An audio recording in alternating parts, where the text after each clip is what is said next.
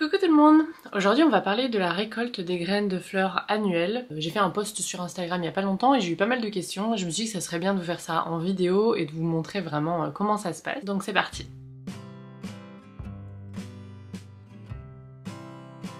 Alors on va parler des fleurs annuelles, celles que l'on sème, qui germent, qui fleurissent et qui meurent la même année. Récolter les graines de ces fleurs, c'est hyper facile. Ça vous permet d'avoir des graines pour l'année d'après à bas coût. Ça vous demande juste de les stocker, de les récolter et un petit peu de votre temps. Fin août, début septembre, c'est le bon moment pour le faire puisqu'en général, la floraison de vos plants est de moins en moins productive. Moi j'ai encore quelques fleurs de zinnia et de cosmos que je continue de couper sur certains plants pour avoir encore pas mal de fleurs coupées à la maison. J'ai des bacs réservés juste à mes fleurs coupées. Mais sur certains plants, je commence à récolter les graines pour en offrir, pour les faire sécher. Tout au long de la saison, au printemps, en été, je vous dis tout le temps, coupez vos fleurs fanées pour ne pas qu'elles montent en graines. Mais à partir de fin août, je commence à laisser certaines fleurs fanées en tige en place sur certains plants pour pouvoir récolter les graines. Donc c'est le moment de le faire. La technique, c'est de laisser vos fleurs fanées en place sur les tiges pour que la plante commence à créer des graines. Normalement, les graines se situent vers la fleur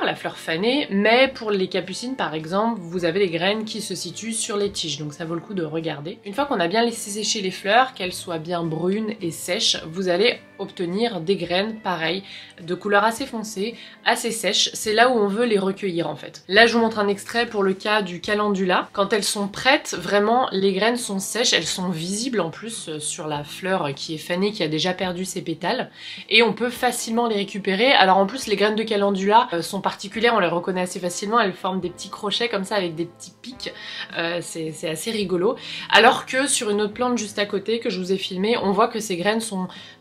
On voit que la fleur n'a déjà plus de pétales, que les graines sont visibles, mais par contre elles sont encore hyper molles, pas du tout sèches et bien vertes. Donc là ça n'est pas encore le cas, on laisse la plante sur la tige et on attend. Pour ce qui est de la nigelle de Damas par exemple, je vous ai aussi filmé cette récolte, on voit bien la différence entre les petites capsules que les fleurs en fait ont créées une fois qu'elles ont fané, qui sont encore vertes, et celles qui sont déjà brunes et sèches, et c'est celles-là qu'on va aller ouvrir, récupérer, pour ensuite récupérer les graines. Les graines de nigelle de Damas sont très très fines, et il faut intervenir pas trop tard, mais ça vaut pour toutes les fleurs. Mais là pour la nigelle de Damas, il y en a une par exemple où il n'y avait plus beaucoup de graines parce qu'elle se dissémine très rapidement avec le vent. Donc c'est vrai que c'est bien d'attendre que la fleur soit sèche, mais pas trop non plus parce que ça se trouve une partie des graines est déjà partie dans la nature. Je pense à la nigelle de Damas par exemple qui se ressème dans la nature très facilement toute seule. Moi je vais les laisser en fait en bac, j'en ai laissé beaucoup voilà, mourir dans le bac pour que ça se redissémine tout seul, mais je veux aussi en offrir, du coup j'en ai récupéré quelques-unes, et pour cela j'ai attendu, mais pas trop longtemps, sinon ces toutes petites graines très fines vont se perdre dans la nature.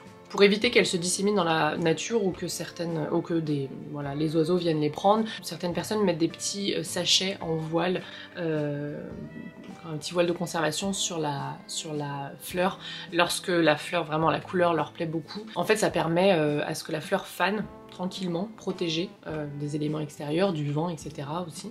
Et une fois qu'elle est bien fanée, on n'a qu'à enlever le voile et récupérer les graines, et normalement on récupère un maximum de graines. Moi je le fais pas, donc je sais que je ne récupère pas un maximum de graines pour chaque fleur, mais si vous voulez plus de rendement au niveau de vos graines, de la récolte de vos graines, ça peut vouloir le coup d'investir dans ces petits sachets et de le conserver année après année et les ressortir simplement voilà, à la fin août, début septembre. Pour les cosmos et les zinnias, c'est pareil, on attend que les fleurs soient bien fanées, qu'elles aient perdu leurs pétales, et que les graines, celles de cosmos sont très fines et très longues, soient bien sèches et bien brunies.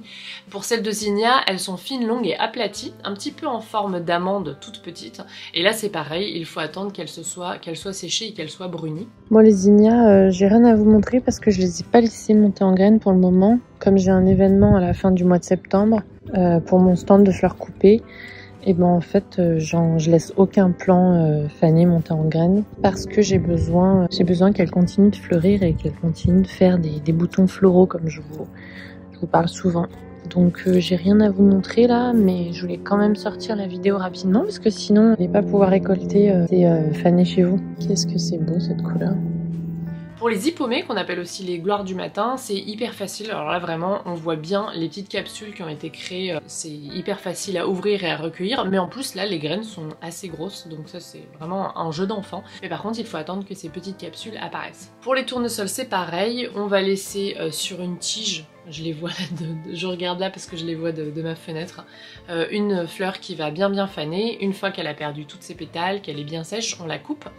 Là par exemple c'est pas encore assez sec. J'ai enlevé les petits grains là, petits poils, mais c'est pas encore assez sec. Je voulais vous filmer le clip et puis en fait il va falloir que j'attende. On les voit là, elles sont encore bien humides. On essaye de pas trop attendre non plus. Là aussi il y a une petite question de timing puisque les oiseaux vont, ou les écureuils dans mon cas, vont venir récupérer les graines. Mais si vous arrivez au bon moment, vous pouvez les récupérer. Il faut enlever un petit peu les petits... Ça ressemble un petit peu à des poils dessus. Ça, je vous montrerai ça dans mon livre. Pour les enfants, j'apprends à jardiner avec Marion Botanical parce que c'est un jeu d'enfant de récupérer les graines. Il y a des petits poils à enlever et ensuite on accède aux graines qui sont hyper faciles à récupérer aussi. Quand on a récupéré les graines, c'est bien de le faire une par une pour pas les mélanger. Moi je découpe dans du papier craft parce que c'est pas mal les sachets en papier parce que ça va vous permettre d'absorber l'humidité pour que les graines ne pourrissent pas lorsque vous les stockez chez vous pendant l'hiver. Je crée des petites enveloppes, je les replie de chaque côté avec pas mal de scotch pour pouvoir pas perdre les graines, notamment celles qui sont toutes petites. Mais il y a certaines personnes qui conservent ces graines, vous savez, dans ce petit papier... de philatélie là qui est utilisé parfois pour les timbres puisqu'il est très fin et qui permet de voir ces toutes petites graines toutes fines et de ne pas les perdre. On note bien le nom des graines sur le sachet et moi j'aime bien mettre l'année parce que il faut savoir que plus les années passent, plus les graines perdent en pouvoir de germination. Donc si vous trouvez par exemple un sachet de graines qui date des années 2000 dans votre garage, il faut faire le test, hein. Pour le coup on ne sait jamais, peut-être pas des années 2000, avec comme 24 ans, mais si vous trouvez un sachet qui date d'il y a 3-4 ans, faites le test, mais mettez-les au printemps, si vous voulez les ressemer pour essayer de les faire germer, mettez-les peut-être dans un plateau à semis de côté. Voilà, et ne plantez peut-être pas que ça, ne comptez pas que là-dessus, peut-être pour avoir une sorte de fleur, puisque voilà, elles perdent en pouvoir de germination. Pour conserver ces graines, on les met dans les sachets, on attend bien qu'elles soient bien sèches. C'est vraiment important, si vous avez l'impression qu'il y a un petit peu d'humidité, faites-les encore sécher un petit moment avant de les conserver au frais, en général au sec. Moi je les mets dans un tiroir pour qu'elles soient voilà, à l'abri du jour, hein, qu'elles se reposent, c'est pas le moment. Et je les ressors au printemps, quand je commence à faire mes semis de fleurs d'annuel. Il y a des graines que vous pouvez commencer à semer maintenant à l'automne, je pense au meuflier, au pois de senteur, qui à mettre au frais. Et dans ce cas-là, au lieu de les stocker à l'intérieur en sachet, vous pouvez directement les ressemer dans des petits godets. Elles fleuriront au printemps. Je l'ai pas fait cette année, moi ce que je fais ici, c'est qu'à l'automne, je mets des petits plants, par exemple pour mes meufliers. Je les mets en terre, je coupe toutes les fleurs pour qu'elles se concentrent sur les racines, l'hiver passe au frais et ensuite elles explosent au printemps. C'est ce que je fais, je passe pas par des graines, mais c'est tout à fait possible, notamment si vous cherchez des mufliers assez spécifiques.